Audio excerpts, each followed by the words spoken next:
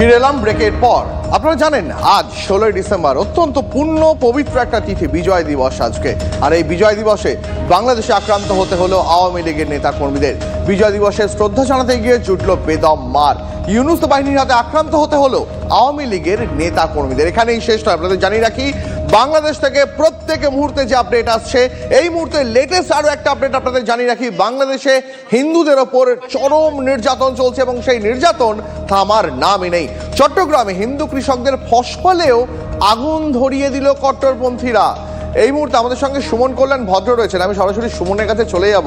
সুমন, বাংলাদেশ থেকে যে প্রত্যেকটা খবর আসছে, বিজয় দিবস আজকে 16 ডিসেম্বর, এত চারিদিকে অন্তত ভারতের মাটিতে দাঁড়িয়ে, কলকাতা শহরে দাঁড়িয়ে আমাদের গর্বে মাথা উঁচু হয়ে যাচ্ছে। বিজয় দিবসে এত অনুষ্ঠান হচ্ছে চারদিকে, আমাদের এখানে ফোর্ট উইলিয়ামে এত বড় অনুষ্ঠান হচ্ছে, আর সেখানে আমাদের জানতে হচ্ছে আওয়ামী লীগের নেতা কর্মীদের আক্রান্ত হতে হচ্ছে। চট্টগ্রামে হিন্দু কৃষকদের মুখের খাবার পুড়িয়ে দেওয়া হচ্ছে। সুমন, কি পরিস্থিতি চলছে?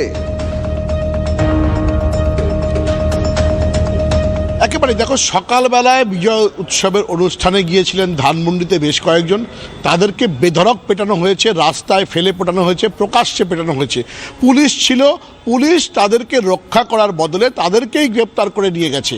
এটা সকালবেলা বিজয় উৎসবের শুরুতেই বাংলাদেশের প্রথম ছবি, ধানমন্ডির ছবি, যেখানে রয়েছে শেখ মুজিবের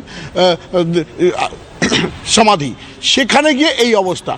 এর আগে রাতের বেলায় জ্বালিয়ে দেওয়া হয়েছে চট্টগ্রামে, ফসল পুড়িয়ে দেওয়া হয়েছে, জয় বাংলা স্লোগান দেওয়ার অপরাধে গ্রেপ্তার করেছে সনাতনীদের। ফলে একের পর এক ঘটনা, অর্থাৎ বিজয় দিবসটা হয়তো তাদেরকে কোনো রকমে এবার করতে হচ্ছে, আগামীবার হয়তো এটাও করবে না ইউনিস প্রশাসন, কারণ ইতিমধ্যেই আগামী 1 বছরের একটা ডেডলাইন দিয়েছে যে তারপরে নির্বাচন হবে। ফলে বর্তমানে বাংলাদেশের কি অবস্থা, বাংলাদেশের কোনো মিডিয়ায় এই সমস্ত খবর কিন্তু আসছে না। আমরা অনেক যে বিভিন্ন জায়গা থেকে সেই খবরগুলো তুলে নিয়ে আসছি। ফলে বাংলাদেশ মিডিয়া থেকে শুরু করে সর্বত্র প্রশাসন সকলে একসাথে হিন্দু নিধন এবং এই যে 16 ডিসেম্বরের যে বিজয় দিবস, এটাকে কোথাও কালিমালিপ্ত। অনেক ধন্যবাদ তোমাকে তোমার বিস্তারিত রিপোর্টের জন্য।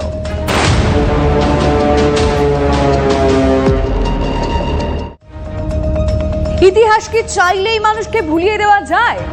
সেই চেষ্টাই তো তিনি করছেন। মুক্তিযুদ্ধের ইতিহাস ভোলানোর জন্য মরিয়া চক্রান্ত বাংলাদেশের। প্রবল চাপের মুখে পিছু হটতে বাধ্য ইউনূস প্রশাসন। মুক্তিযুদ্ধের অনুষ্ঠান ম্লান ওপারে।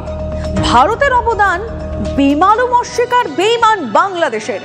ভারতের প্রতিনিধি দল পাঠানো নিয়ে শেষ মুহূর্তেও টালবাহানা। শেষ মুহূর্তে প্রতিনিধি পাঠানোর সিদ্ধান্ত নেওয়া হয়। গঙ্গাপাড়ে শহীদ স্মরণ, পদ্মাপাড়ে শ্রদ্ধা জানানোয় হেলাফেলা, কট্টরপন্থীদের কাছে মাথা নোয়ানোয় শহীদ স্মরণ ম্লান। আমরা দুটো ছবি আপনাদের সামনে রাখতে চাইব, একদিকে কলকাতার ফোর্ট উইলিয়াম এবং অন্যদিকে ঢাকা। আজ বিজয় দিবস, বিশ্বজুড়ে চাপের মুখে নতি শিকার বাংলাদেশের। অশান্তির আবহে বিজয় দিবসে যোগ দিতে পাঠানো হলো 9 প্রতিনিধিকে। এই দলে রয়েছেন বর্তমান সেনাকর্মীর একজন ব্রিগেডিয়ার, মুক্তিযোদ্ধা ও তাদের পরিজনরা। ফোর্ট উইলিয়ামে মুক্তিযোদ্ধাদের সম্মান।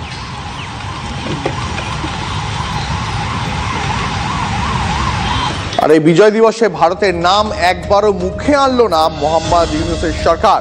ভারতের হাত ধরেই 71-এ স্বাধীনতা এসেছিল বাংলাদেশে, কিন্তু বিজয় দিবসে ভারতের জন্য একটাও শব্দ খরচ করলেন না বাংলাদেশের অন্তর্বর্তীকালীন সরকারের প্রধান উপদেষ্টা ইউনূস। প্রায় 30 মিনিট ভাষণ দিলেন, ভাষণে আক্রমণে শানালেন শেখ হাসিনাকে, আর বাকি সময় খরচ করলেন নিজের সরকারের ঢাক পেটাতে।